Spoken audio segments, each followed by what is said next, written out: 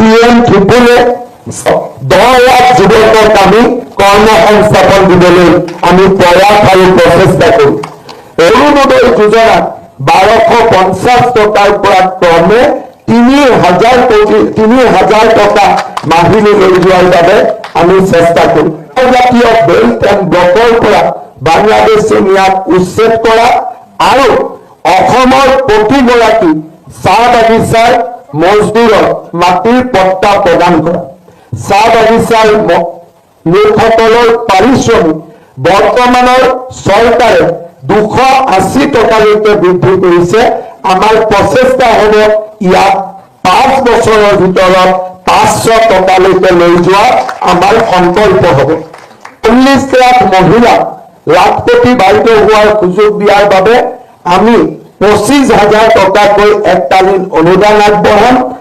আমি 5 বছৰত ৰাজ্যৰ 2 লাখ যুৱক যুৱতীক চৰকাৰী আমি চাকৰি দিম। ৰাজ্যত আমি CM ত্ৰিপুৰে ষ্টাৰ্টআপ আৰু উদ্যোগীকৰণৰ জৰিয়তে আৰু অতিৰিক্ত 10 লাখ যুৱকক আমি কৰ্মসংস্থাপন দিবলৈ আমি প্ৰয়াস আৰু প্ৰচেষ্টা কৰিম। ৰাজ সাহায্যযুক্ত দলত মচুৰ দাইল, চেনি, নিমখ আৰু মিঠাতেল আমি যোগান ধৰিম আৰু অত্যন্ত দুখীয়া পৰিয়াল ইয়াক আমি বিনামূলীয়াকৈ যোগান ধৰিম। আমি ৰাজ্যত এটা নতুন আন্দোলন কৰিব খুজিছোঁ। প্ৰধানমন্ত্ৰী ডাঙৰীয়াই কয় 1 ডিষ্ট্ৰিক্ট 1 প্ৰডাক্ট। প্ৰধানমন্ত্ৰী ডাঙৰীয়াৰ কনচেপ্টত আমি আগুৱাই লৈ আমি ৰাজ্যত আৰম্ভ কৰিব খুজিছোঁ এক নতুন বিপ্লৱ। 1 district 1 university 1 medical college 1 engineering college. 1 district এখন জিলা, এখন মেডিকেল কলেজ, এখন বিশ্ববিদ্যালয়, এখন অভিযান্ত্ৰিক মহাবিদ্যালয়। অসমৰ প্ৰতিখন জিলালৈ ইয়াক আমি আগুৱাই লৈ যাম। প্ৰাক প্ৰাথমিকৰ পৰা স্নাতকোত্তৰ পৰ্যায়লৈ KG to PG এই সমগ্ৰ শিক্ষাৰ যিটো চাইকেল বৃত্ত তাক আমি বিনামূলীয়া কৰিম। প্ৰাদেশিকৰণৰ সমস্যা আমি সমাধান কৰিম আৰু ৰাজ্যত আমি শিক্ষা খণ্ডত এক নতুন বিপ্লৱ আনিম। ৰাজ্যত 40 লাখ মহিলাক লাখপতি বাইদেউ হোৱাৰ সুযোগ দিয়াৰ বাবে আমি 25,000 টকাকৈ এককালীন অনুদান আগবঢ়াম আৰু অৰুণোদয় যোজনাত 1250 টকাৰ পৰা ক্ৰমে 3,000 টকা মাহিলী লৈ যোৱাৰ বাবে আমি চেষ্টা কৰিম। বৃন্দাবনী বস্ত্ৰ উভতায়নত অসমৰ ভাষা সংস্কৃতিক সুৰক্ষা কৰা, অসমৰ জনজাতীয় ইতিহাসক সুৰক্ষিত কৰা, অসমত নিজৰ ছেটেলাইট স্থাপন কৰা, অসমত প্ৰটন থেৰাপিৰ দৰে ট্ৰিটমেণ্ট আৰম্ভ কৰা আৰু আমাৰ অসমক আমি ক্ৰীড়াৰ ৰাজধানী হিচাপে নিৰ্মাণ কৰাৰ বাবে আমি প্ৰচেষ্টা কৰিম। মিচিং, ৰাভা, সোণোৱাল কছাৰী, ধেমাল কছাৰী, দেউৰী, তিৱা আৰু বড়ো কছাৰী স্বায়ত্তশাসিত পৰিষদলৈ সাংবিধানিক মৰ্যাদা বিষ্ণুপ্ৰিয়া, মণিপুৰী, ভৰ বা ৰাজবৰ, মেৱাৰ, ভুজেল, চবৰ, সতনামী, কিৰণ সিং কেন্দ্ৰীয় চৰকাৰৰ OBC তালিকাত সন্নিৱিষ্ট জনজাতীয় বেল্ট এণ্ড ব্লকৰ পৰা বাংলাদেশে ইয়াক উচ্ছেদ কৰা আৰু অসমৰ প্ৰতিগৰাকী চাহ বাগিচাৰ মজদুৰক মাটিৰ পট্টা প্ৰদান কৰা। চাহ বাগিচাৰ লোকসকলৰ পাৰিশ্ৰমিক বৰ্তমানৰ চৰকাৰে 280 টকালৈকে বৃদ্ধি কৰিছে। আমাৰ প্ৰচেষ্টা হ'ব ইয়াক 5 বছৰৰ ভিতৰত 500 টকালৈকে লৈ যোৱা আমাৰ সংকল্প হ'ব। আমি অসমত নতুনকৈ 15 লাখ প্ৰধানমন্ত্ৰী আৱাস যোজনাৰ আমি গৃহ প্ৰদান কৰিম। কিন্তু আটাইতকৈ ডাঙৰ কথা চাহ বাগিচাৰ শ্ৰমিকক মাটিৰ পট্টাৰ লগে লগে আমি তেওঁলোকক প্ৰধানমন্ত্ৰী আৱাস যোজনাৰ একোটাকৈ ঘৰ দিয়াৰ বাবে আমি প্ৰচেষ্টা কৰিম। আমি অসমৰ কৰ্মচাৰী সমাজক প্ৰতিশ্ৰুতি দিছো যে আমি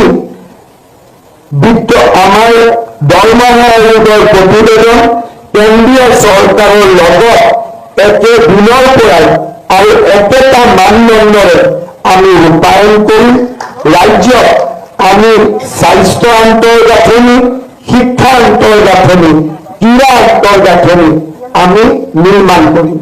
শ্ৰদ্ধাৰ সুধীবৃন্দ, মই বিশ্বাস কৰোঁ প্ৰধানমন্ত্ৰী নৰেন্দ্ৰ মোদী ডাঙৰীয়াৰ আশীৰ্বাদত অহা 5 বছৰ অসমৰ ৰাইজে যদি ভাৰতীয় জনতা পাৰ্টীৰ চৰকাৰ গঠন কৰিবলৈ সুযোগ দিয়ে, আমি অসমক ভাৰতৰ সৰ্বশ্ৰেষ্ঠ আৰু শক্তিশালী ৰাজ্যসমূহৰ মাজত এখন হিচাপে আমি প্ৰতিষ্ঠিত কৰিব পাৰোঁ।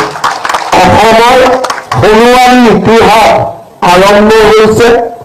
আমি আমাৰ ভৱিষ্যত প্ৰজন্মৰ বাবে, আমি অসমৰ কৃষকৰ বাবে, আমি অসমৰ শ্ৰমিকৰ বাবে, আমি অসমৰ জনতাৰ বাবে অহা 5টা বছৰ আমি নিৰন্তৰ কাম কৰিম।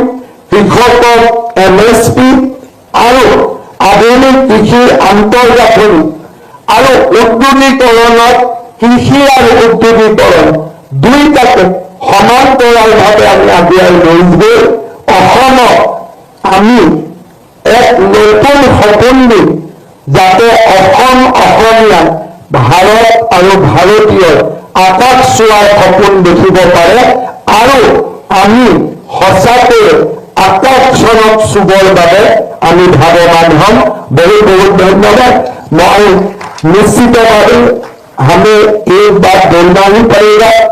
आज हमारे मैनिफेस्टो उद्घाटन के लिए भारत सरकार के वित्त मंत्री निर्मला सीतारमण जी का जो उपस्थिति है, ये उपस्थिति एक सिग्नल देते हैं, सिंबलाइज करते हैं कि असम का डेवलपमेंट खाली असम सरकार अकेला नहीं करेगा, भारत सरकार और असम सरकार मिलकर प्रधानमंत्री how central and state government can work together and a troubled state can be developed into a most advanced stage among our country.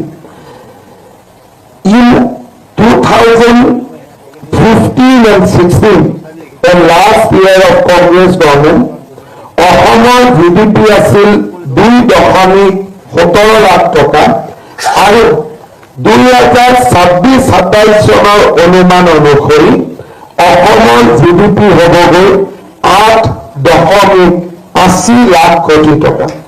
অৰ্থাৎ 2027-28 চনত আমি 10 লাখ কোটি টকাৰ অৰ্থনীতিলৈ পৰিৱৰ্তন হ'ম। সেন্ট্ৰেল টেক্স 2013-14 চনত আমালৈকে বছৰি হস্তান্তৰ হৈছিল 11,575 কোটি টকা। The devolution of central tax to Assam was 11,575 crore in 2013 and 14.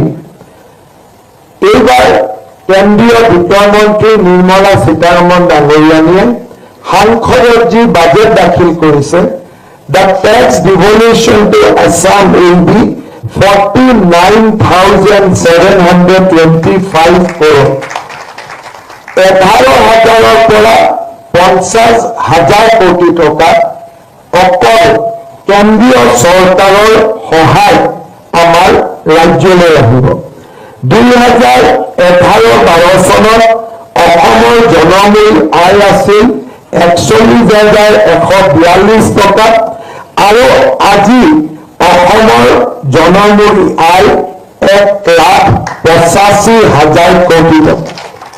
অসমত দৰিদ্ৰতাৰ হাৰ আছিলে 36% in the last year of Congress government আৰু এই বছৰ অসমত দৰিদ্ৰতাৰ হাৰ হৈছে 14%.